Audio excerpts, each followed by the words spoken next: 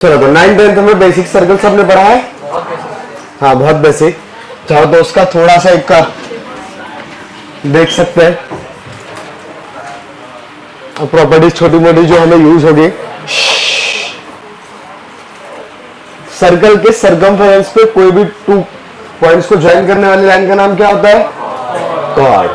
Longest chord of the circle is diameter. Length में वो कितना आएगा? 2r। करेक्ट। ये हो गया आपके पास कॉर्ड, ये हो गया डायमीटर। ये सबको पता है राइट। दूसरा, अगर कॉर्ड पे कॉर्ड का फुट परपेंडिकुलर बाइसेक्टर ड्रॉ करेंगे तो कहां से पास होगा? नहीं, सेंटर। ठीक है ना, ओरिजिन से क्यों पास होगा यार? सेंटर से पास होगा। और वही अगर मान लो ये लेंथ L है और सेम L लेंथ की कॉर्ड कहीं और बनी है तो उसका भी perpendicular distance from the centre same आएगा। That is equal chords equidistance पे रहेगी सेंटर से। कंफर्म है? Okay. Then third point is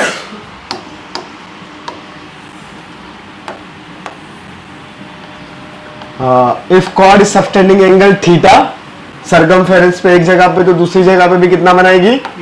theta. But at the centre of the circle it will be 2 theta. And opposite side में, that is opposite sector में कितना बनाएगी? हाँ, that angle should be 180 minus theta, because cyclic quadrilateral बनेगा तो opposite angles का sum should be supplementary, that is 180 right. Cyclic quadrilateral तो पता ही है ना, अपोजिट एंगल्स का सम। वो स्ट्रेट लाइन के टाइम पे लिखा भी था ना। ओके। फिर ट्रिग्नोमेट्री में एरिया और आर्क लेंथ पढ़ा भी होगा। लेट सर्कल का लेंथ, सॉरी सर्कल का रेडियस r है तो एरिया कितना? पाई r स्क्वायर। सरकमफेरेंस कितना है? 2 पाई r। तब अगर मैंने कोई आर्क ले लिया, आर्क का मतलब समझते हो? सर्कल का एक पार्ट। जैसे मान लो ये सेंटर है और ये एंगल अगर थीटा है और ये रेडियस r है तो इसका एरिया कितना? r स्क्वायर थीटा की r थीटा की 2r थीटा? करें, ये ट्रिग्नोमेट्री में शायद हुआ होगा। ओके। और ये आर्क लेंथ कितना आएगा? जैसे ये ए बी है तो arc A B will B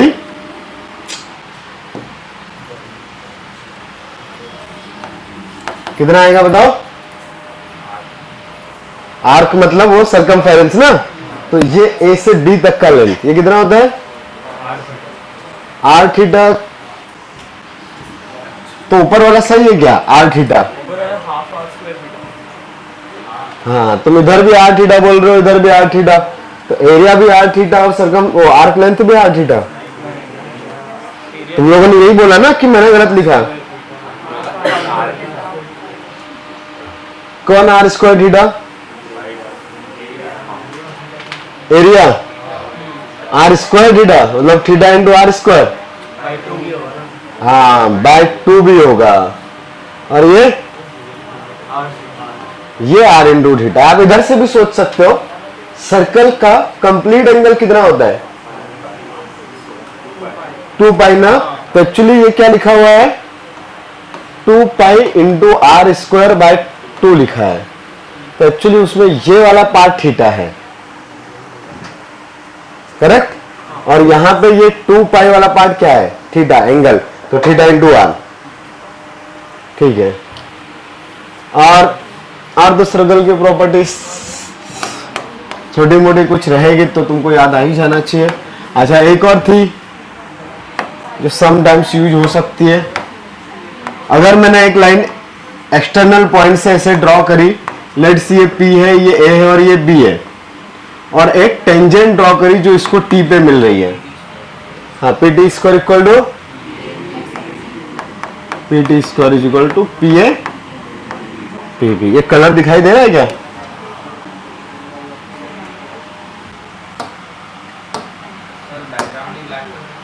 ठीक है, अगली स्लाइड में करते हैं। इतना समझ में आ रहा है? नोट करने का मन है, कर लो। चलो, तो अब ये तो ठीक है, बेसिक ज्योमेट्री है 9 10th की। इस टाइप की और भी ज्योमेट्री आपने कुछ पढ़ी होगी तो वो यूज हो सकती है, जैसे सेक्टर का एरिया, सेगमेंट का एरिया। अभी हमने सेक्टर का निकाला, सेगमेंट का निकालना होगा तो ट्रायंगल माइनस करना पड़ेगा ना। हाँ, वो सब मैं नहीं लिखवा रहा हूं, चलेगा कि लिखवाऊं? आता है ना सबको? ओके। तो अब अपने पास जो कोऑर्डिनेट ज्योमेट्री है उसके अंदर वापस से क्या आने वाली चीजें? एक्स और वाई के टर्म में इक्वेशंस, दैट इज लोकस। तब हमें डेफिनेशन लिखनी पड़ेगी सर्कल की इन टर्म्स ऑफ लोकस। मैं भी लोकस के टाइम पे आपको क्वेश्चन मिला हो ऐसा जिसका स्टैंडर्ड इक्वेशन सर्कल आया हो, फिर भी सर्कल में हम लोग लिखेंगे, तो लिखो definition of circle.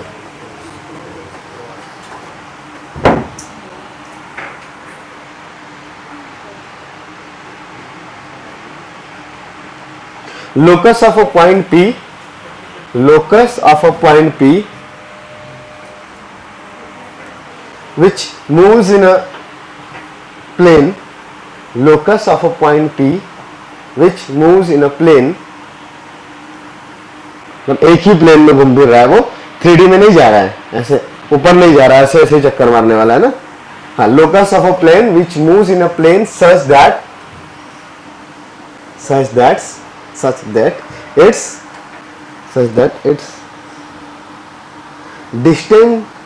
its distance from a fixed point in a plane,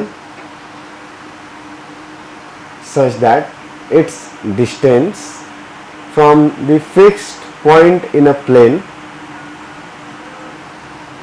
is always constant, is called circle.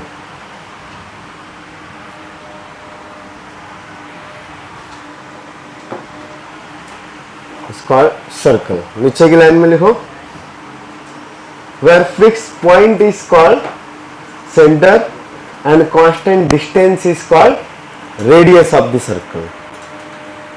Where fixed point is called centre and constant distance is called radius of the circle.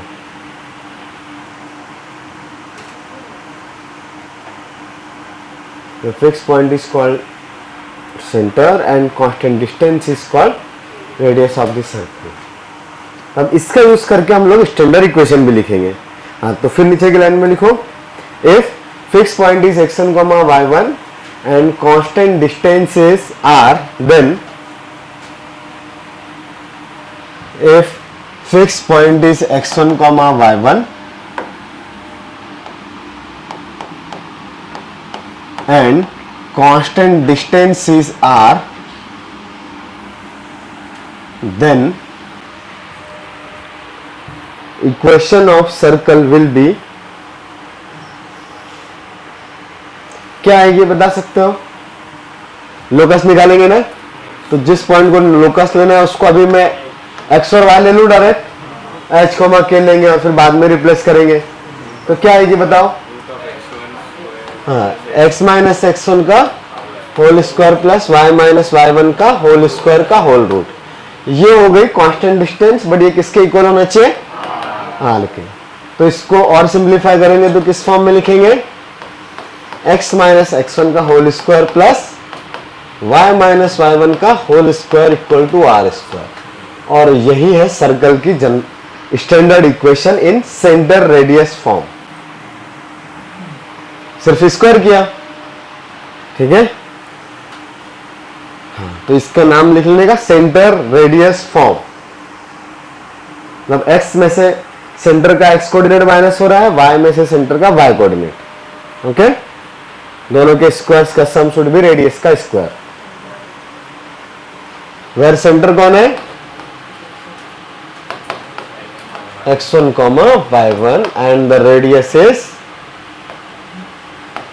small r. Centre radius form, मतलब जैसे straight line के अपने पास अलग अलग form थे, intercept form, double intercept form, parametric form, तो वैसे ही circle के इक्वेशन के भी अलग अलग फॉर्म आएंगे। तो उसमें पहला सेंटर रेडियस फॉर्म जो बोर्ड पे लिखा है, second general form of equation, sorry general form of circle, और जनरल इक्वेशन ऑफ सर्कल भी लिख सकते हैं।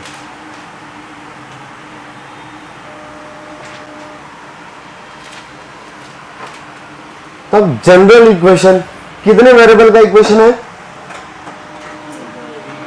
3 की 2 कि 4 की 5? अच्छा, जिसको जिसको लगता है कि ये 2 वेरिएबल्स का इक्वेशन है, हाथ ऊपर करें। सिर्फ 4 लोग, 5 लोग, 8-10 लोग हो गए अभी। ओके, जिसको लगता है कि ये 3 वेरिएबल्स का इक्वेशन है वो हाथ ऊपर करें। 4 वाले, 5 वाले,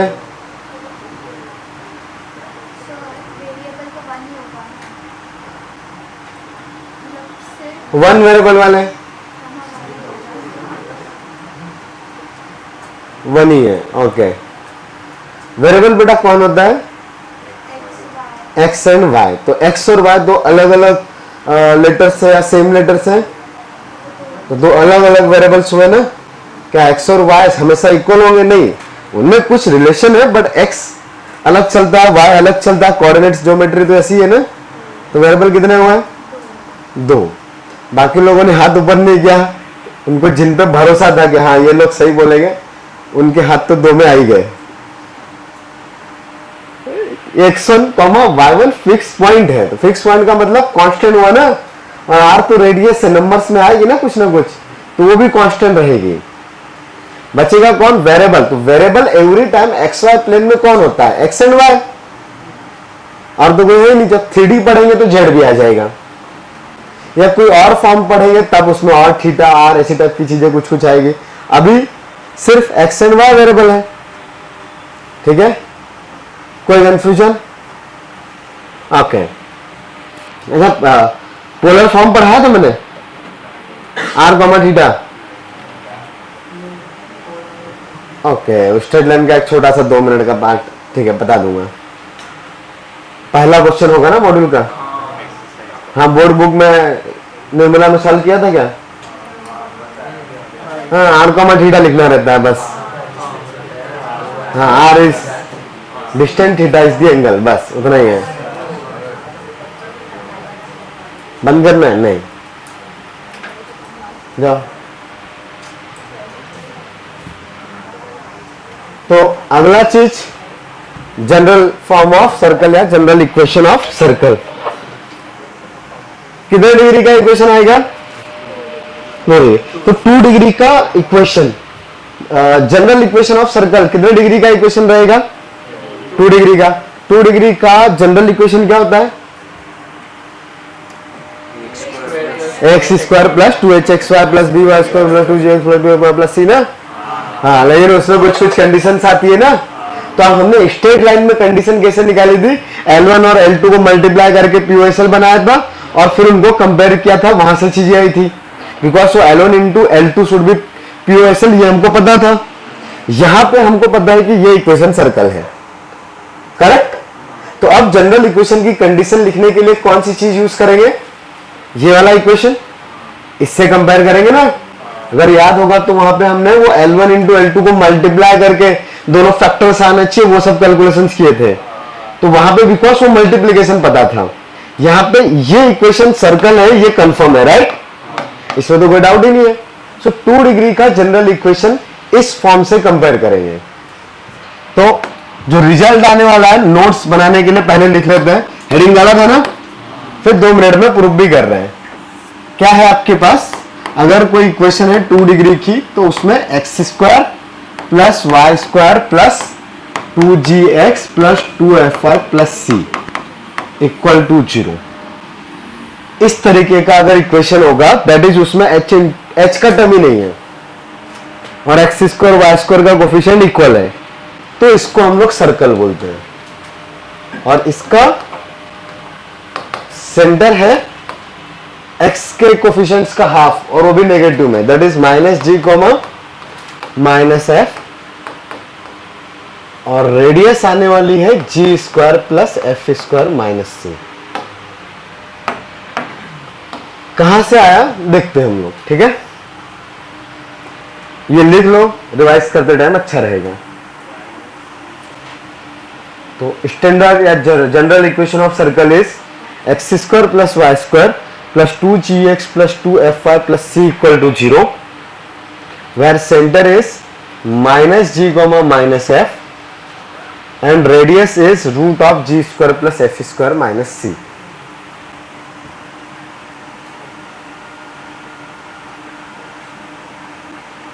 ओके, ये तीनों चीजें रट्टा मारनी है, बहुत ज्यादा काम की है।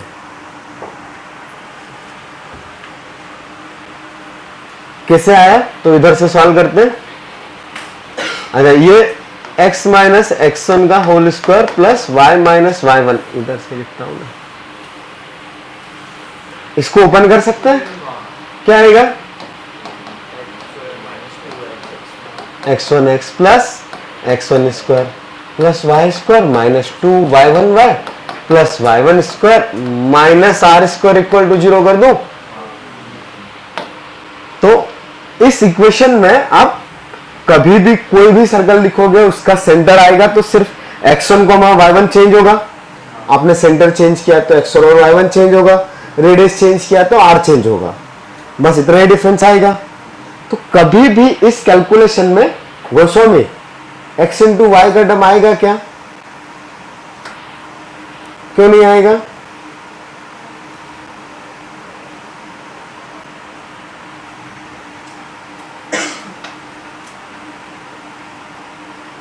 बताओ बताओ बताओ।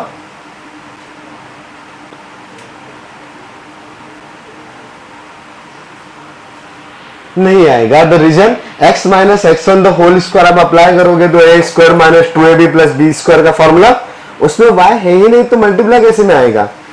फर्स्ट स्क्वायर डिफरेंट है, सेकंड स्क्वायर डिफरेंट है, इनको ओपन करोगे तो एक में x के टर्म्स आएंगे, दूसरे में y के टर्म्स आएंगे। उन दोनों का मल्टीप्लीकेशन कभी भी पॉसिबल है नहीं, कभी नहीं आने वाला। हाँ, तो यहां पे अगर मैं इसको रीअरेंज करूं तो ये लिखा हुआ है x square plus y square, ये दोनों वेरिएबल टर्म्स, फिर x का टर्म तो minus 2x1 into x minus 2y1 into y plus x1 square plus y1 square minus r square equal to 0। Correct.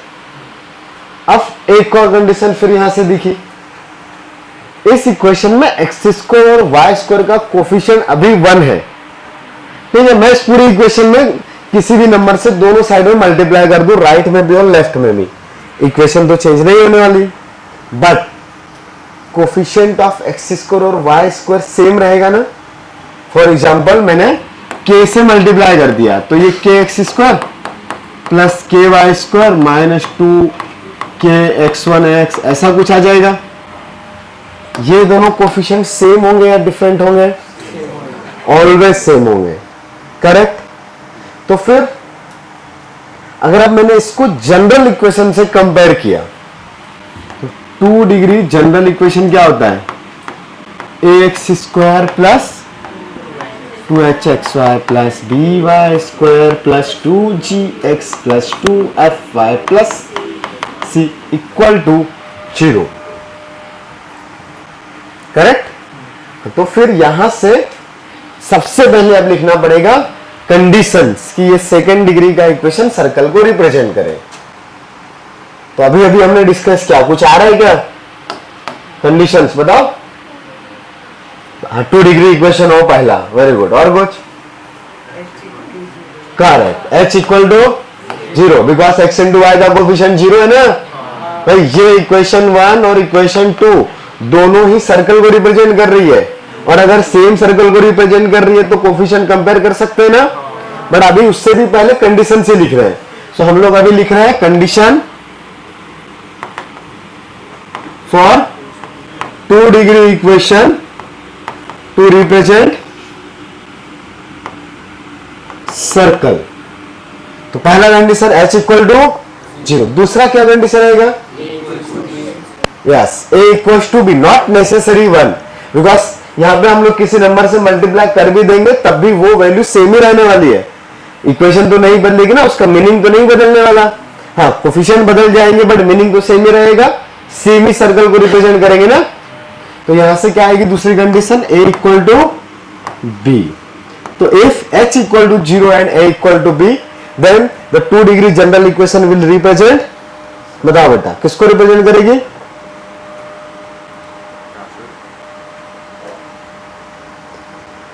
If h is equal to 0 and a equal to b, then 2 degree general equation किस curve को represent करेगी? Circle. यही पूछा था, समझ में आता है? कोई कंफ्यूजन नहीं? अच्छा, लेकिन अब यहां से मुझे जनरल फॉर्म में तो ऐसा कुछ लिखा हुआ है, तो इधर से सेंटर और रेडियस आइडेंटिफाई करना है। ओके, सो अब यहां पे ना थोड़ा सा हम लोग क्या करते हैं, ये जो ऊपर वाला फॉर्म है इसमें डायरेक्टली आपको पता है ना इसके अंदर में कि सेंटर क्या है और रेडियस क्या है। क्या है इसका सेंटर? करेक्ट, इसका सेंटर तुमको पता था x1, y1, और इसका रेडियस कितना था? r। करेक्ट। तो फिर सेंटर और रेडियस निकालने के लिए हमने इन दोनों लोगों को कंपेयर किया तब, और उसके लिए क्या किया, इफ a और b का वैल्यू इक्वल है और उसको 1 ले लिया। ओके, बिकॉज यहां पे 1 1 दिख रहा है ना। हाँ, अगर 1 नहीं होगा तो क्या करेंगे? कॉमन निकाल के डिवाइड कर देंगे, कर सकते हैं ना। हाँ, तो इक्वेशन क्या बचेगी बताओ?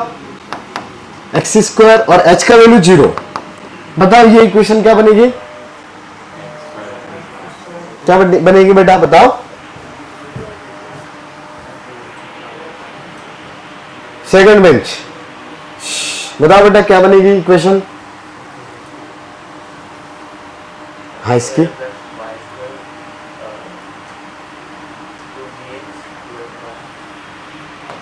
प्लस की माइनस, पक्का? सोच लो, पक्का प्लस? किसने बोला पीछे से प्लस? वो माइनस बोला था एक बार। हाँ, यहाँ पे h का वैल्यू 0 किया, a और b का वैल्यू 1 किया, तो क्या बचेगा? एक्स स्क्वायर प्लस ये तो क्या, y square plus 2gx plus 2fy plus c equal to 0 ना। तो अब बताओ इस इक्वेशन 1 और 3 को कंपेयर करो तो सेंटर क्या आएगा, निकाल सकते हैं? एक्स स्क्वायर वाई स्क्वायर का कोफिशिएंट सेम हो गया, तो एक्स का कोफिशिएंट क्या है? कोफिशिएंट ऑफ एक्स बेटा, इसमें क्या है? 2 माइनस 2x1 में माइनस 2x1, इस इक्वेशन से कंपेयर कर रहे हैं, ठीक है? माइनस 2x1 और नीचे वाले में बताओ, इसमें मतलब ये वाली 2g, तो x1 का वैल्यू कितना होगा? Minus g, and y square का कोफिशिएंट, y का coefficient minus 2y1, that value should be 2f, तो y1 का वैल्यू, तो सेंटर मिल गया क्या? सेंटर क्या था? x1 y1, तो एक्चुअली वो कितना आएगा? माइनस जी माइनस एफ, याद रहेगा? और रेडियस भी निकाल सकते हो, किधर से? हाँ, उधर का कांस्टेंट टर्म नहीं, इधर का constant term x1 square plus y1 square minus r square, किसके इक्वल आना चाहिए? c के। तो यहां से r square is equal to x1 square plus y1 square minus c, correct? हाँ बेटा,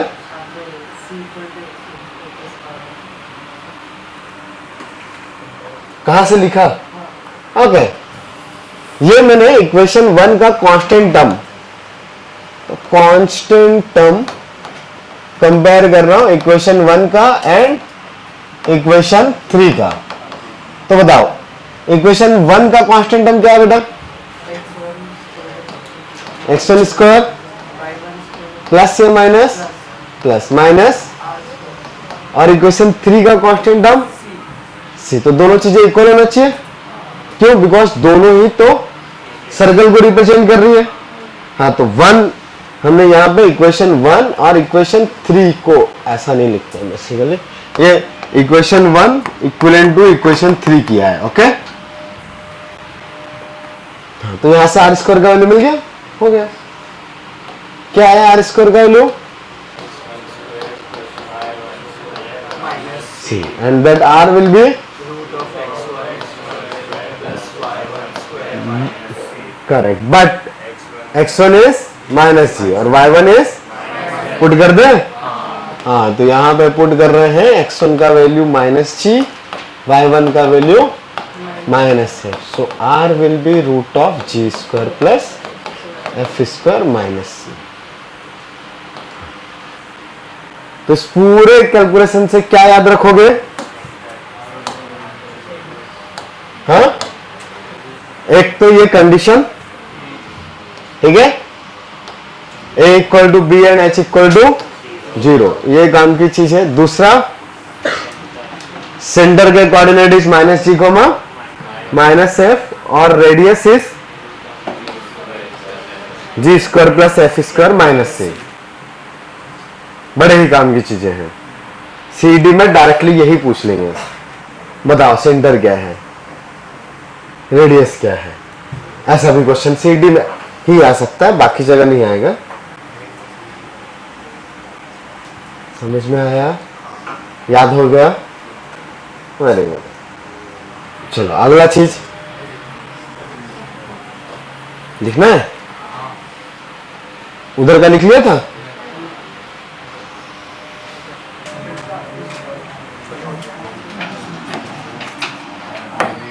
find the centre and radius of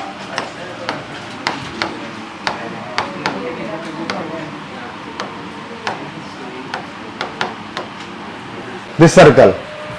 Find the center and radius of this circle.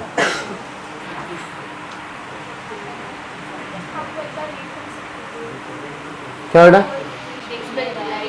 Read करूं, 3x square plus 3y square minus 8x plus 6y minus 2 equal to 0। Centre and radius, क्या answer? 4/3 minus 1 हाँ, rate है। Radius is root 19/3 ना, root 19/3 is the radius. Radius is root 19/3 because the center is 4/3 comma minus 1. Correct, because minus g comma minus f किस form से compare करके आएगा circle का equation? When x square और y square का coefficient 1 है। अभी कितना है? 3। क्या करना पड़ेगा? डिवाइड कर दो। X square plus y square minus 8/3 into x plus 6/3 into y minus 2/3 is 0. So minus g, yeah, we can say that 2g is minus 8/3 and 2f is 6/3 and the constant term is minus 2/3. तो यहां से centre आप लिख सकते हो।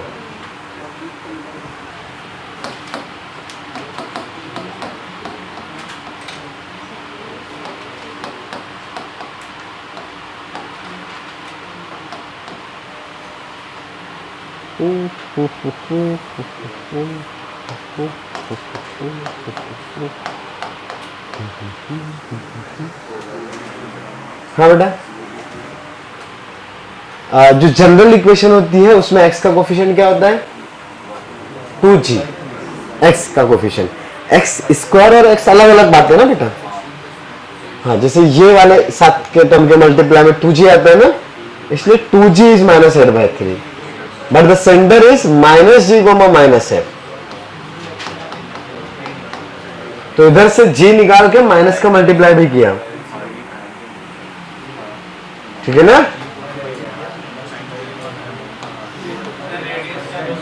Radius √19/3 क्या है तुम्हारा? G square plus f square minus c, यही काम करना है। जी का वैल्यू कितना है? 4/3, 4/3 square plus -1 square minus of -2/3, correct? √19/3 गलत है? रूट ठीक है, मैंने इसका देख के बोला था, इसी का गलत किया है। √31/3 आ रहा है, देख लेते हैं यार। 9 की 3 रूट के अंदर में 9, ओके। ये 16/9 प्लस 1 प्लस 2/3 का रूट, एलसीएम लेंगे तो 16 प्लस 9 प्लस 6/9, 25 प्लस 6 इज 31।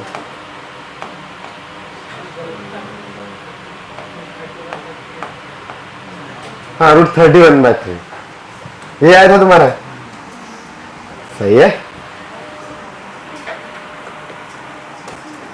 हाँ, तो सेंटर और रेडियस निकालना सीख गए, ठीक है। अभी और क्वेश्चंस करेंगे, बट वापस से अब 2 डिग्री के इक्वेशन के पास अगर मैं जाऊं, जनरल इक्वेशन ऑफ 2 डिग्री, ये वाला,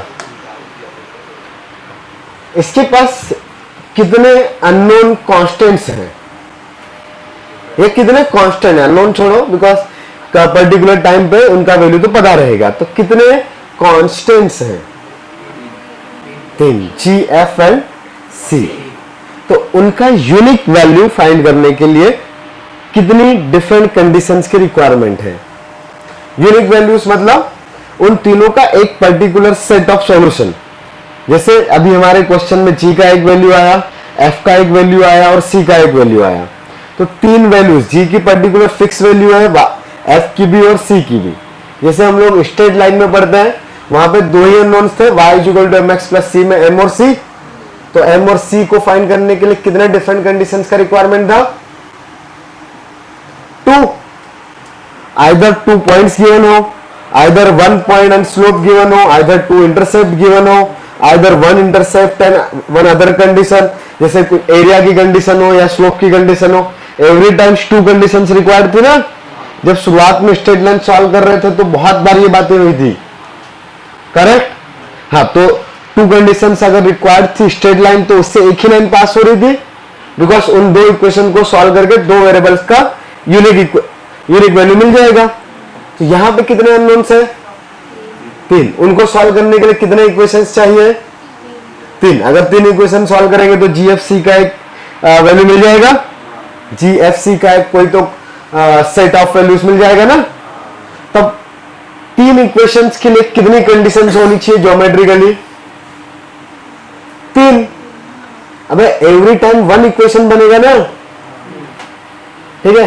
अब किसी के दिमाग में होगा, सर सेंटर और रेडियस 2 ही तो चीजें थी, वो 3 कंडीशन है किधर? ऐसे ही ना, तो 2 ही कंडीशन दिख रही है, सर सेंटर पता है और रेडियस पता है। हाँ, बट वो सेंटर और रेडियस में वो रिलेशन, दैट इज उस फिक्स पॉइंट से उसका डिस्टेंस, वहां पे वो एक थर्ड कंडीशन है।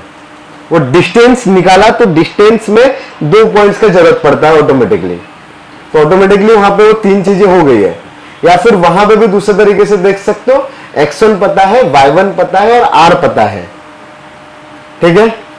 तो यहां पे आपको ये GFC 3 कांस्टेंट दिखाई दे रहे हैं? अरे दिखाई दे रहे हैं कि नहीं?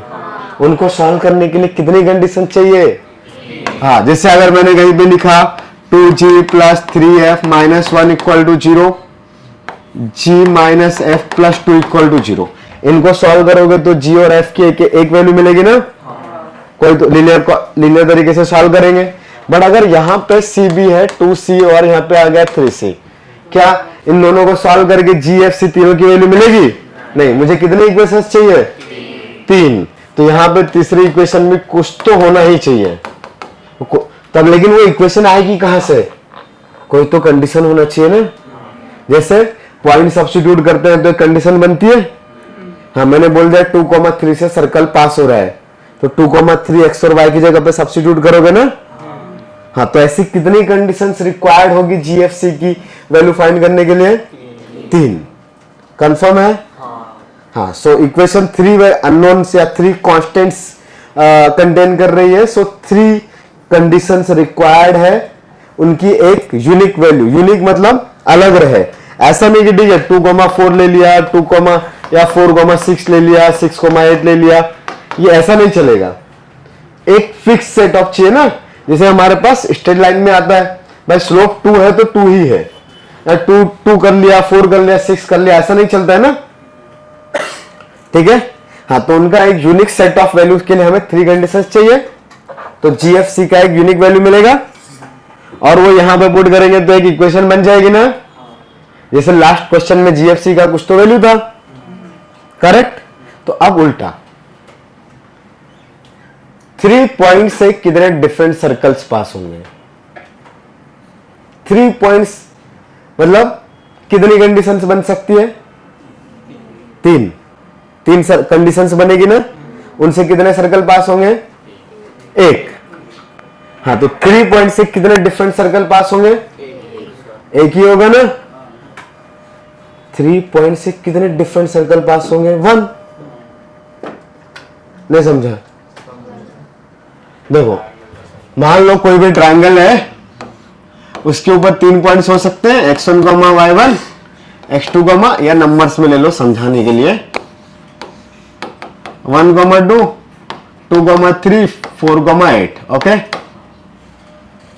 ये तीनों यहां पे पुट करोगे। इन तीनों से एक सर्कल पास हो रहा है, उसका नाम वैसे हम लोगों ने पढ़ के रखा है, circum circle of the triangle. याद आ रहा है? तो अब यहां पे आप x की जगह पे क्या पुट करोगे? अरे लेट ये सर्कल का इक्वेशन ऐसा है, तब बताओ x की जगह पे क्या सब्स्टिट्यूट कर सकते हो?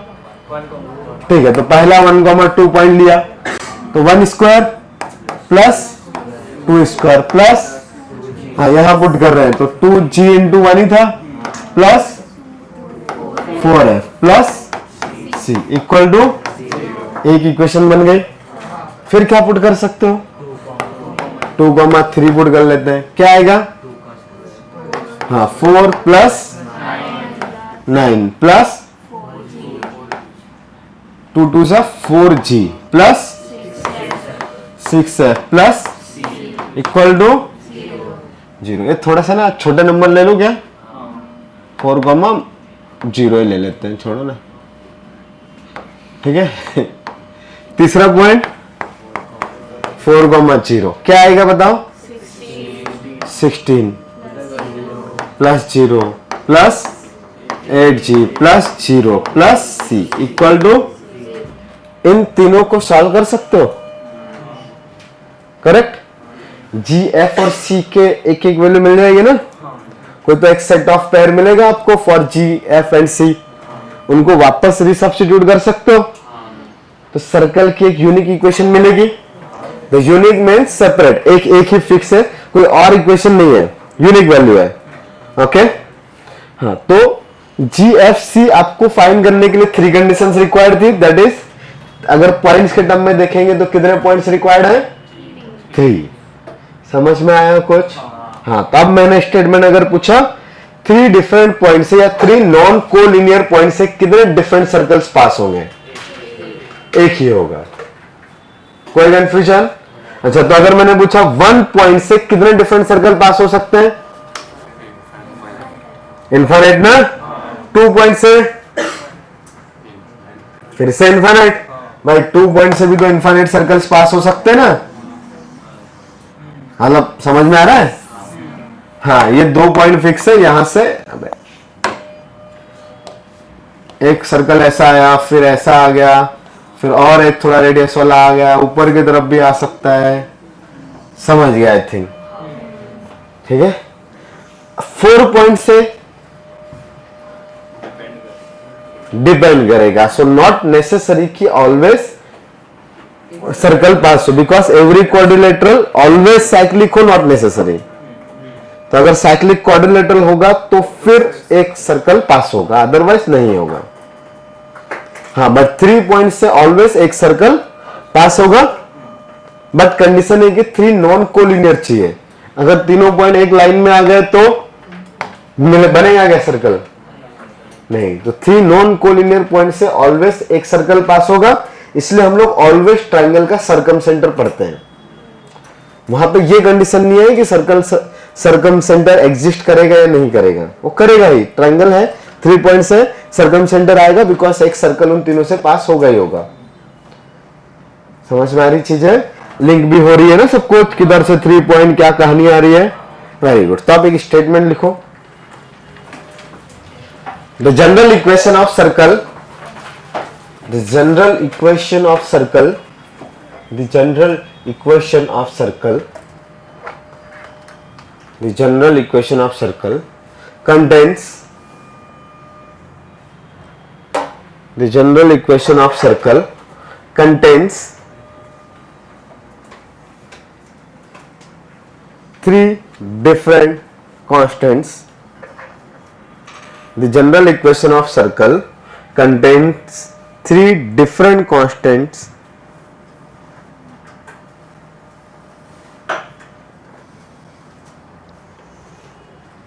Therefore, we need 3 conditions.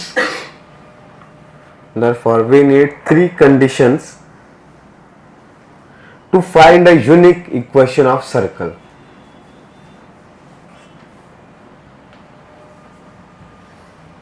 Therefore, we need 3 conditions to find a unique equation of circle.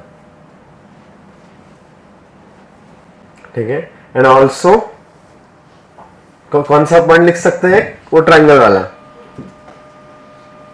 3 point से 3 कंडीशंस आएगी ना, जैसे अभी ये क्वेश्चन किया है। सो GFC 3 थे, तो ट्रायंगल के पास 3 ही पॉइंट्स है, तो 3 पॉइंट से हमेशा एक यूनिक सर्कल पास होगा, बट कोलिनियर नहीं होने चाहिए। करेक्ट? सो नीचे में लिख सकते हो, from 3 non-collinear points, 3 non-collinear points, a unique circle will pass. 1 और 2 से कितने पास होंगे? 1 पॉइंट और 2 पॉइंट से इनफाइनाइट। वो भी लिख लो नीचे में।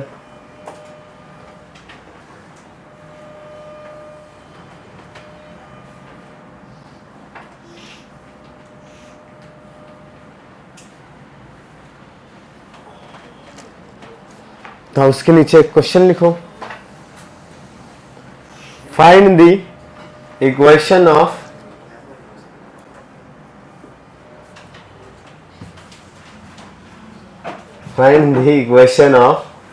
circumcircle. Find the equation of circumcircle of the triangle. कौन सा लेने वाला हूं? 1,2, 2,3 और 4,0 वाला। आधा काम तो कर ही चुका हूं ना मैं। Find the equation of a circumcircle of the triangle whose vertices are, vertices का दूसरा नाम भी होता है एंगुलर पॉइंट्स, जहां पे एंगल बन रहे हैं। ठीक है? तो समटाइम्स आपको बुक्स में ऐसा भी मिल सकता है, whose angular points are. Okay, नाम याद रहेगा ना एंगुलर पॉइंट्स भी। whose angular points are 1,2, 2,3 and 4,0। तो वर्टाइसेस बोलूं या एंगुलर पॉइंट्स बोलूं, सेम ही है। फाइंड करो फिर आप सर्कल का इक्वेशन। आधा मैं सॉल्व कर चुका हूं, बचा हुआ आधा तुम करो। मतलब 27/10 -27/10। ओके, जी का वैल्यू -27/10 किसका किसका आया? ये काफी लोगों का है, तो होपफुली ये सही रहेगा। ठीक है, नीचे कर लो हाथ। एफ का वैल्यू -13/, हाँ किसका किसका -13/10 है एफ का वैल्यू? थोड़े लोग कम हो गए, पीछे से है आंसर। ओके,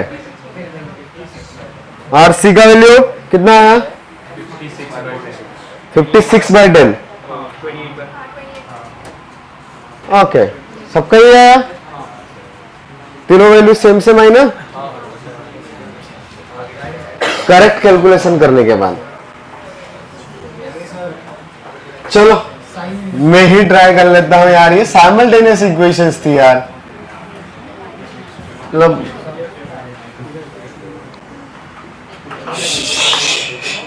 किसको और टाइम चाहिए इनको सॉल्व करने के लिए, या मैं कर दूं? अभी टाइम चाहिए किसी को मेरे और सॉल्व करने के लिए?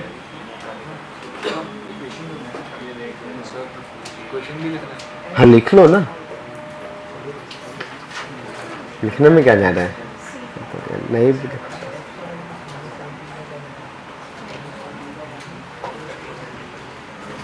भाई नहीं है,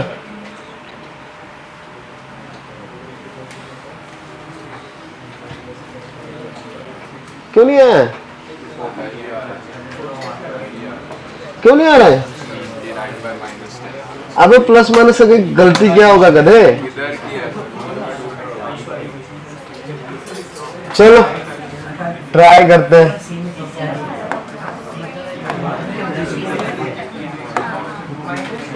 तो भाषा कलर लेते हैं।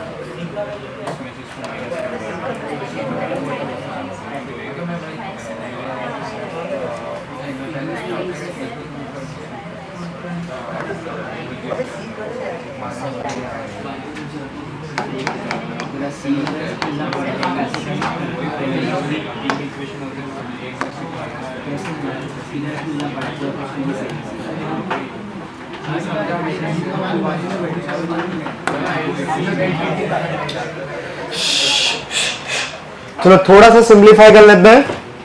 तो ये इक्वेशन 1 क्या बनेगी आपके पास?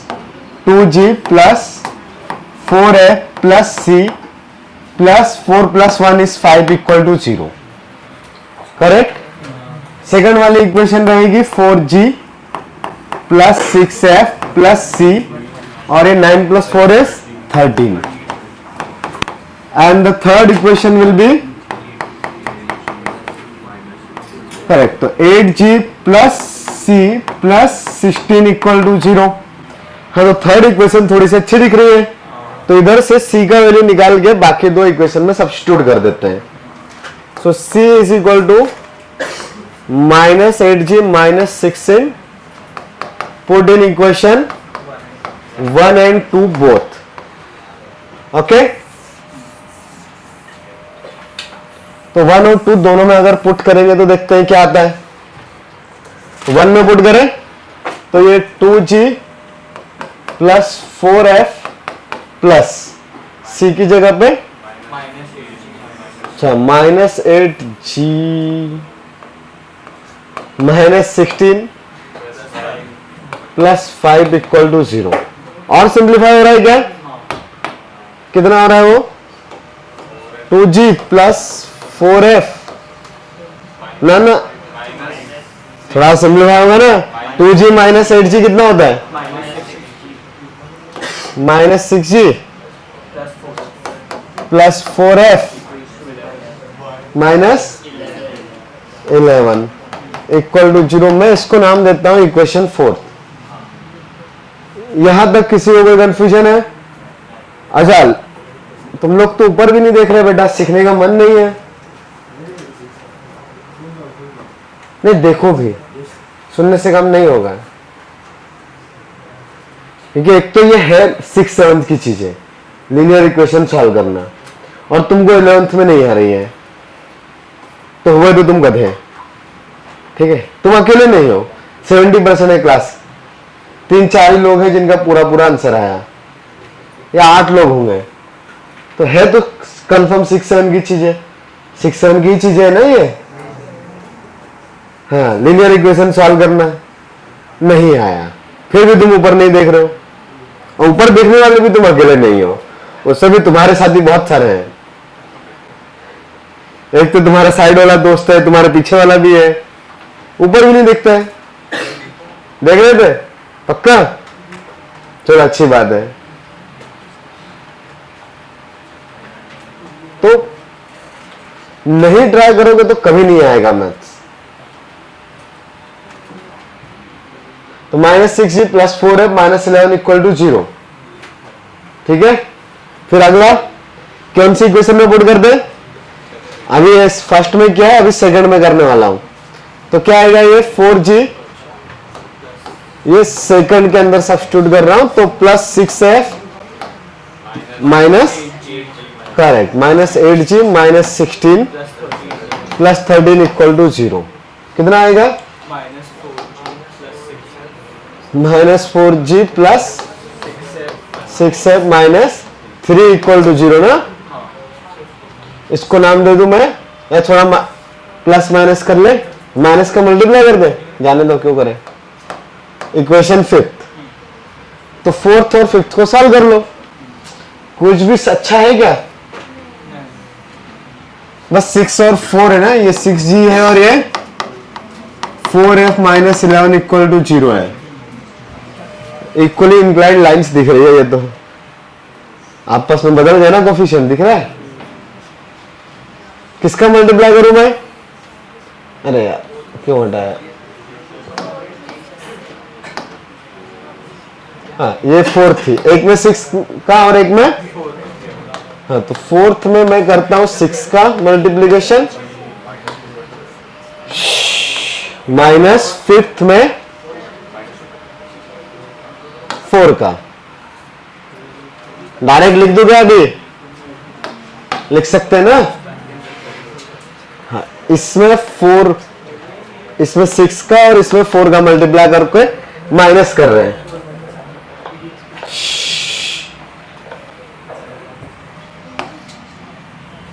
माइनस करेंगे तो कौन कैंसिल आउट होगा? एफ वाला चीज कैंसिल आउट, तो ये -16 + 36 कितना बचा? 20g। किसी को भी प्लस माइनस कर सकते हैं। इस इक्वेशन में मैंने मल्टीप्लाई किया है 4 का, इसमें मल्टीप्लाई किया 6 का और माइनस कर दिया है। ओके, हाँ, तो यहां पे कितना आ जाएगा?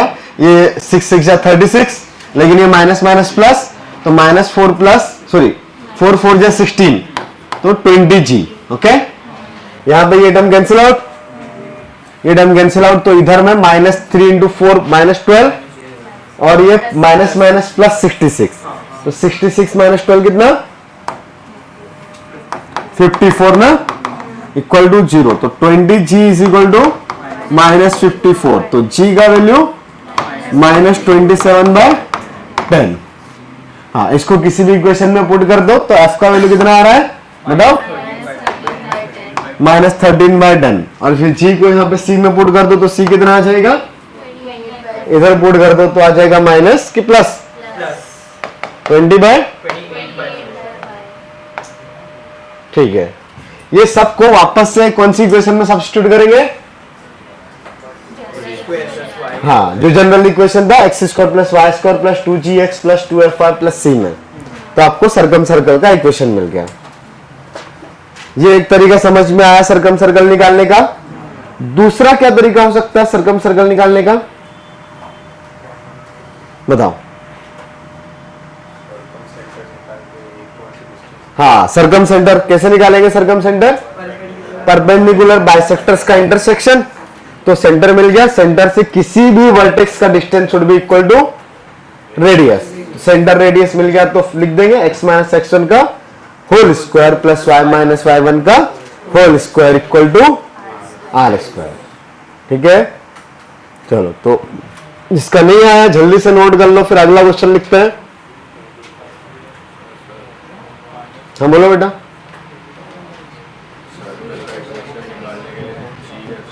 जनरल फॉर्म में डाल दिया। हाँ, सर्कल का इक्वेशन निकालने के लिए GFC का वैल्यू जनरल फॉर्म में ये जो येलो बॉक्स में है उसमें पुट कर दो, समझो।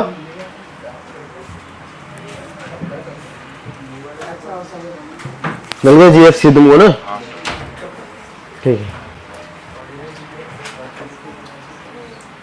क्या होगा बेटा? चलो next question, find the equation of circle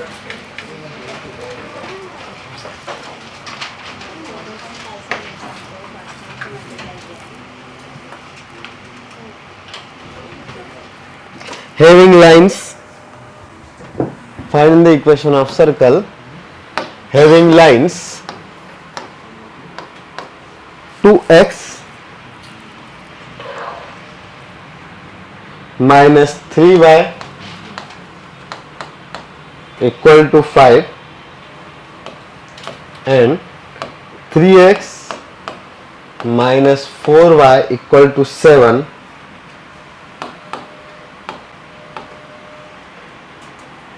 as its diameter।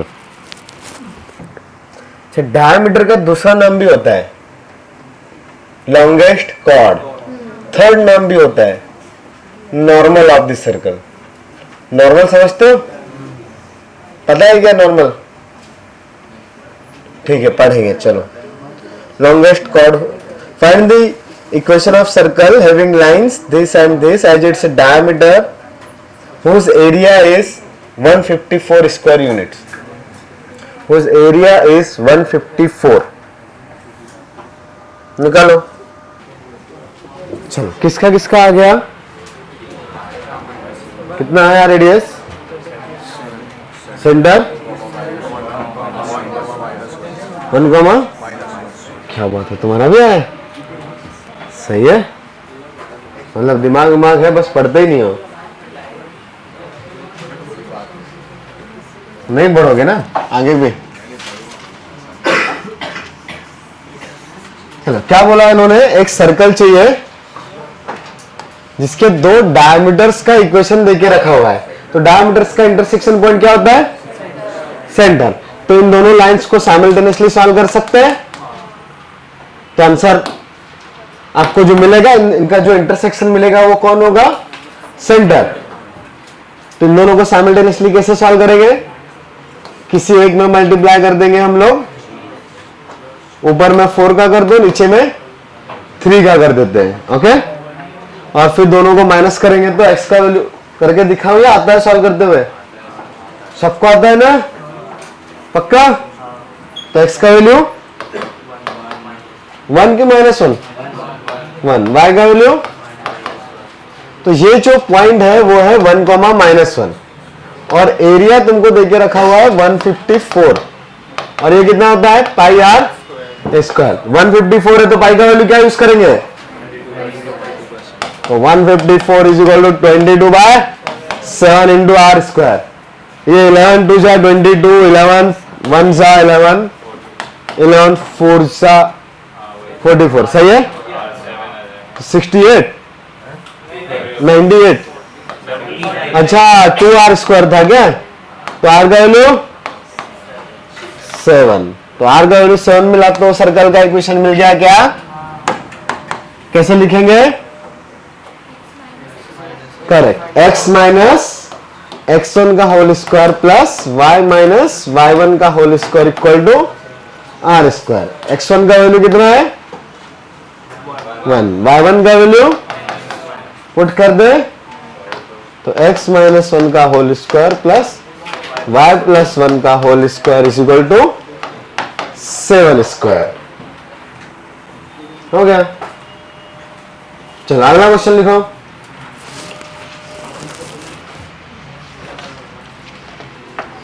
Find the equation of circle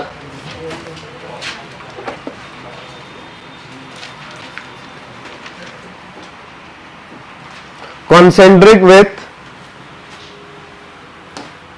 find the equation of circle concentric with 3x square plus 3y square minus 5x minus 6y minus 14 equal to 0 and perimeter of its semicircle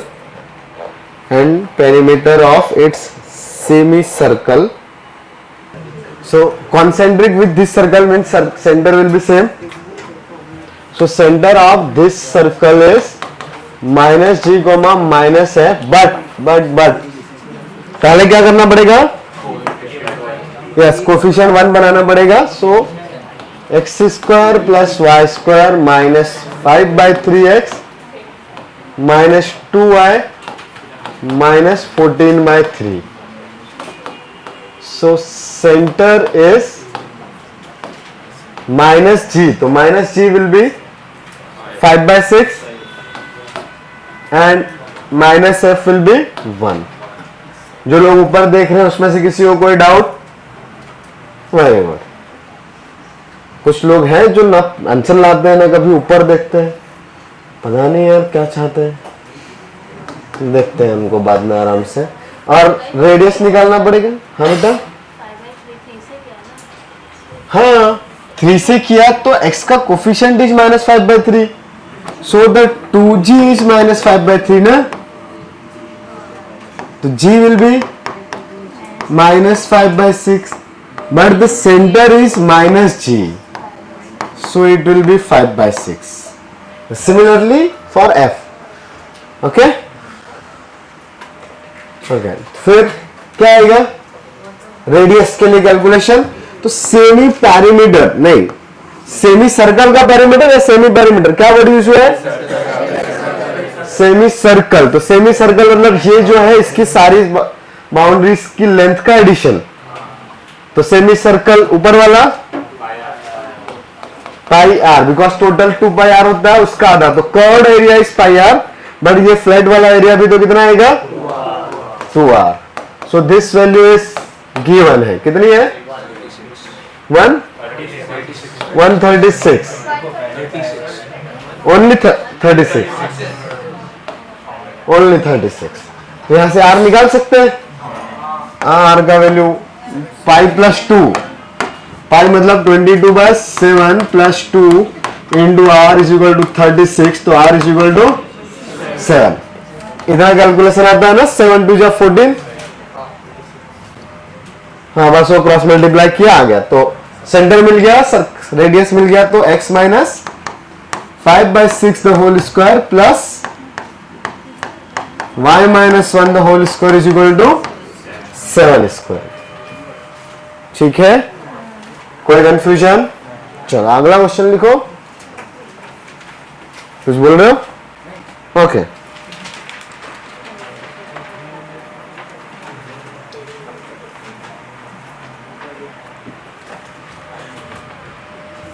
Find the equation of circle. Center is on the line. Center is on the line. Y is equal to 2x. Center is on the line. Y is equal to 2x and passes through -1, -2 and 3, -2.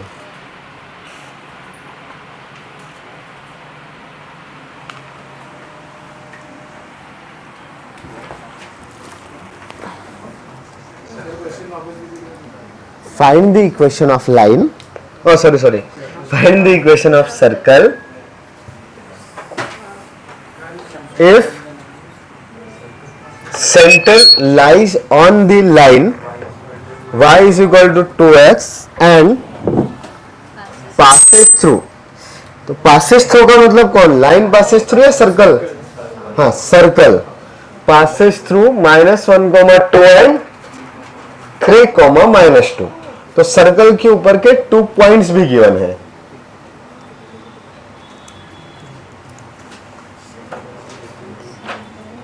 तो क्या चीज find करने के लिए calculations करोगे directly? Centre, correct. किसने बोला? तो सही बोला, सेंटर फाइंड करने के लिए कैलकुलेशंस करेंगे directly.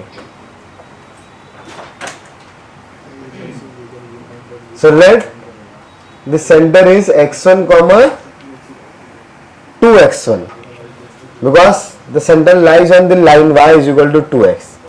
So x1 comma 2x1 का डिस्टेंस 2 पॉइंट से इक्वल होना चाहिए। बस आ गया, खत्म। रेडियस पता थोड़ी ना है, तभी तो 2 पॉइंट दिए, तो दोनों पॉइंट से इक्वल होनी चाहिए, उसके लिए x1 मिल जाएगा तुमको। तो तीसरी इक्वेशन,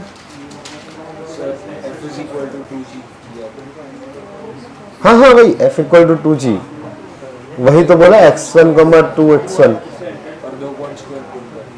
हाँ की बात है। हाँ, जनरल इक्वेशन में भी पुट कर सकते हो, उससे भी आगे आएगा, बिल्कुल आएगा। हाँ, 2 इक्वेशन बनेगी वहां से, और एक इक्वेशन ऑलरेडी गिवन है, उस पर सेंटर लाई कर रहा है, -g, -f गिवन इक्वेशन पे पुट कर दो, वहां से भी आएगा।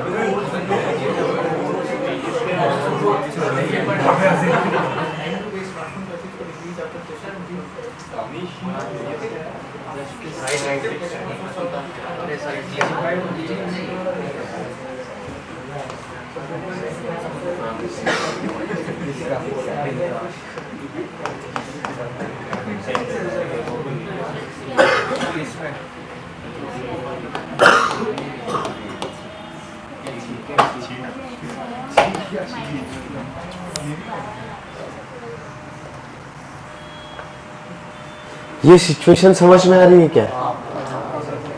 हाँ, बस x1 कॉमा y1 निकालना है, बट एक चीज और पता है, y1 is equal to 2x1, सही है।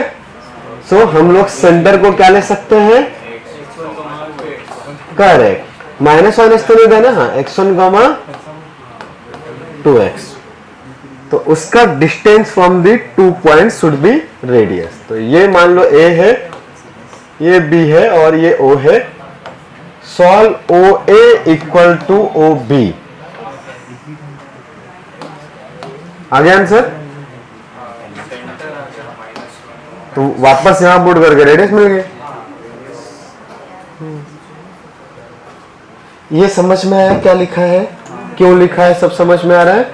So the distance OA will be the distance between x1 comma 2x1 में y1 ना यूज करके क्या यूज करने वाला हूं, ये पूरा, बिकॉज एक इक्वेशन क्यों मैं एक्स्ट्रा क्रिएट करूं, मैं ऑलरेडी इस y1 की जगह पे 2x1 पुट कर चुका हूं। तो x1 कॉमा 2x1, उसका डिस्टेंस फ्रॉम -1 कॉमा 2, तो OA will be x1 plus 1 का whole square plus 2x1 minus 2 का होल स्क्वायर। इसका रूट आएगा, बट मान लो दोनों का स्क्वायर कर दिया तो रूट एलिमिनेट हो गया, ठीक है। इक्वल टू x1 माइनस 3 का whole square plus 2x1 plus 2 का whole square.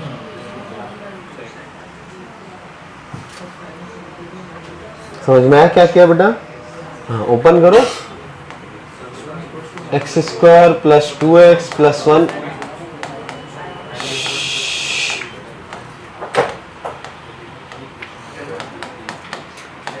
Equal to, opposite side को भी ओपन करना पड़ेगा। तो x1 square minus 6x1 plus 9 plus 4। अगर थोड़ा सा हम लोग फास्ट करना चाहें तो ओपन करके पता ही ये सारे 2 डिग्री के टर्म कैंसिल ही होने वाले हैं। हाँ, फिर भी अब मैंने लिख दिया।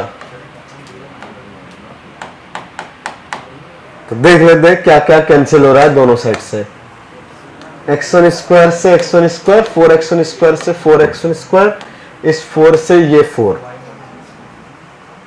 बाकी कुछ नहीं हो रहा है। तो 2 minus 8 is minus 6x1 plus 1 is equal to 2x1 plus 9। सही है? तो minus 8x1 is equal to 8। तो x1 का वैल्यू -1, तो y1 का वैल्यू -2। तो सेंटर मिल गया क्या? तो सेंटर इज -1, -2 बेटा। तो रेडियस क्या होगी? वो लेंथ ओ है, सही है ना? तो कितना आएगा ये? वहां पे पुट कर देते हैं 4। -1 प्लस 1 का होल स्क्वायर 0, -4 -2। हाँ, इसका वैल्यू -1 ही तो पुट करना है। हाँ, तो 4 आया। तो इक्वेशन क्या है सर्कल की? x plus 1 the whole square plus y plus 2 the whole square equal to किसका किसका सेम आंसर आया था? हाथ ऊपर करें। ओके, नोट कर सकते हो, फिर अगला क्वेश्चन करने का मौका मिलेगा।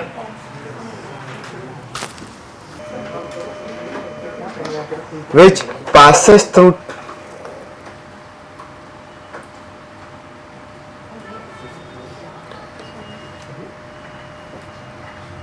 which passes through 4,3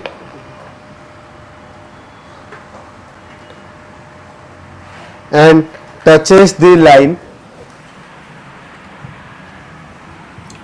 which passes through the 4,3 and touches the line। बोलो क्या लो? 3 x इक्वल टू 0। चलो x इज इक्वल टू 0 बताओ।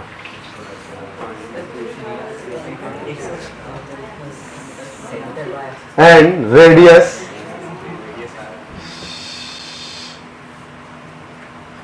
Radius equal to 5। नहीं नहीं नहीं नहीं नहीं, ले लो तुम, चलो जाओ 5 ले लो, खुश रहो, क्या ही फर्क पड़ता है।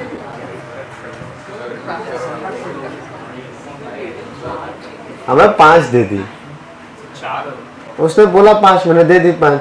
अब तुम निकालो। Find the equation of a circle which passes through the 4,3 and touches x is equal to 0 with radius equal to 5।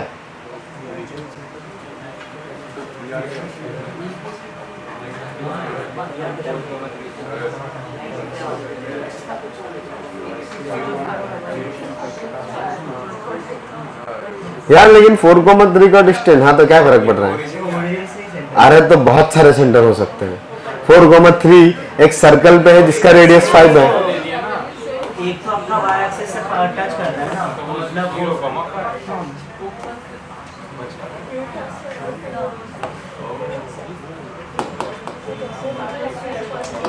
ये डिस्टेंस 5 है, क्या फर्क पड़ रहा है? ये 5 हो सकता है भाई। सर तो 3 आ गया। क्वेश्चन ऐसा है। ओके, नहीं, उन्होंने बोल के रखा है x इक्वल टू 0 को टच कर रहा है। थोड़ा और अच्छे से डायग्राम दिख ही रहा है ना? ये circle x equal to 0 that is y axis को टच करे,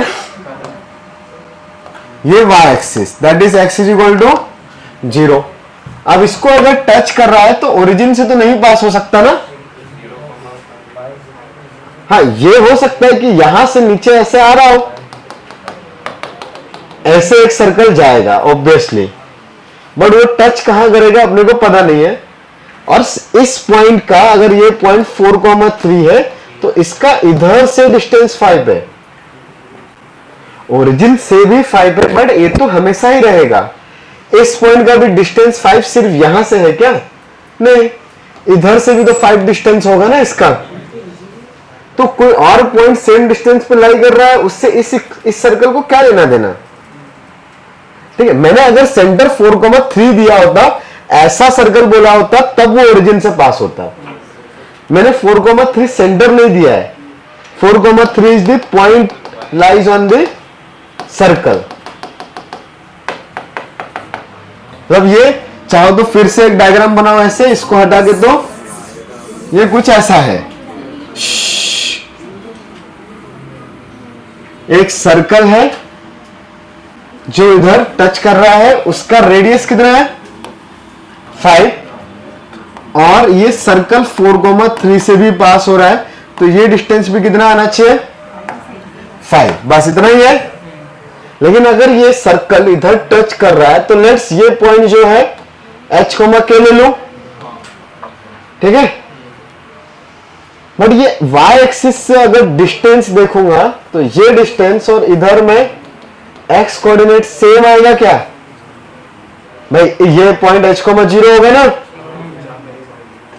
h, 0 होगा, तो ये डिस्टेंस कितनी आएगी बताओ?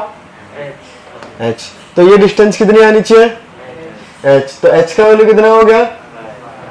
5। तो h का वैल्यू है आपके पास 5, और फिर ये O है और ये मान लो A है, तो OA का वैल्यू भी कितना आना चाहिए?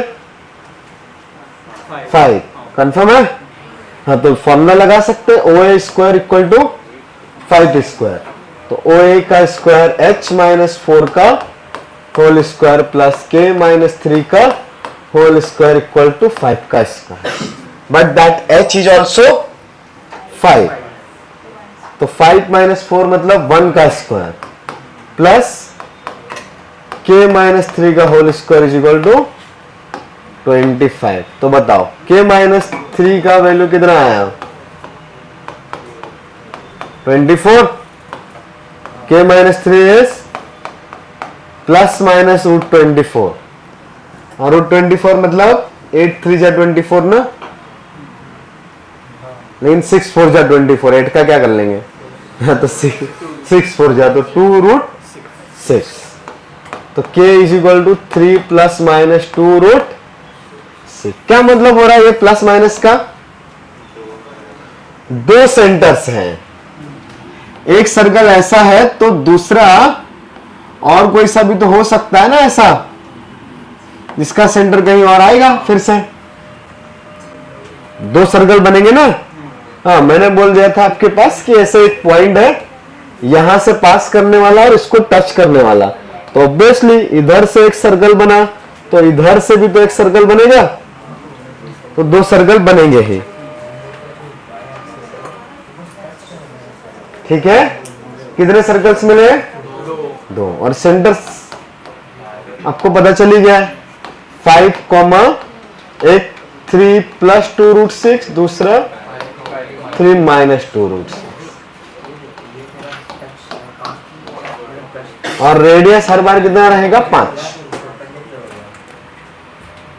कुछ डाउट है? चलो फिर एक और क्वेश्चन लिखते हैं। अरे अभी तो बहुत टाइम बाकी है, देखो 10 मिनट।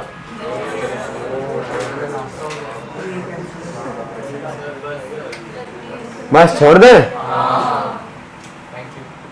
मैथ में सर्कल आ रहा है? एफएलटी में आ रहा है? एफएलटी का सिलेबस आ गया? क्या क्या है? और एडिशन में क्या क्या है? स्ट्रेट लाइन ऐड हो गया, पीएनसी ऐड हो गया, पीओएसएल ऐड हो गया, सर्कल भी ऐड हो गया, बायनोमियल भी ऐड हो गया, और बस इतना ही ऐड हुआ है। कॉम्प्लेक्स नंबर, ट्रिग्नोमेट्री की इक्वेशंस मैंने पढ़ाया नहीं अभी तक। कब है एग्जाम? दिसंबर एंडिंग की स्टार्टिंग। खैर टॉपिक इससे ज्यादा ही हो जाएंगे, जितना एफएलटी में आ रहे हैं उससे 1-2 टॉपिक ज्यादा ही हो जाएंगे। मतलब अपना सर्कल पूरा हो जाएगा, उसके बाद कोई एक टॉपिक अगर हमने ट्रिग्नोमेट्रिक इक्वेशंस उठाया तो हो ही जाएगा, फंक्शन स्टार्ट हो जाएगा। या फिर कॉम्प्लेक्स नंबर उठाए तो वो लंबा चलेगा, कॉम्प्लेक्स नंबर भी बड़ी चीज है। स्ट्रेट लाइन से थोड़ा ही छोटा है, बहुत छोटा नहीं है, बट सर्कल का मेंस का सिलेबस बहुत कम है। अगले लेक्चर में मेंस खत्म हो जाएगा, कुछ है ही नहीं, ओनली इक्वेशन और कॉर्ड। मेंस में, एडवांस में 30% मेंस में बचा है, 70% डिलीटेड है। तो समझ लो 2 लेक्चर का या 3 लेक्चर का मेंस में है तो 10 लेक्चर का टॉपिक था। हाँ, एडवांस में पूरा है, तो स्पेशली टेंजेंट